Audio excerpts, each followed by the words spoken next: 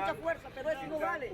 Mi mujer está allí, ahí vivo, Primero ahí vivo, señor, ahí vivo. Hay gente viva ahí. Estamos buscando sobrevivientes. Hay que hacer silencio para que puedan escuchar a los rescatistas.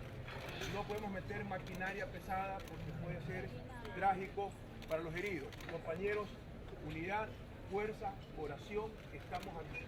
Primero a rescatar los heridos. Señores, por favor, los señores que no tienen nada que ver. Si ahorita nos sacamos todas las cámaras.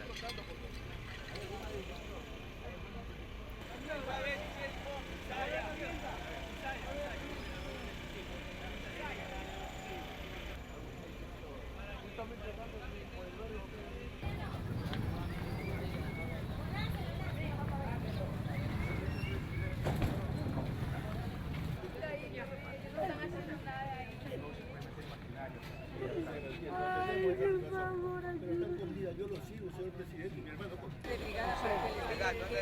¿Quién es? Se fue justamente a ver.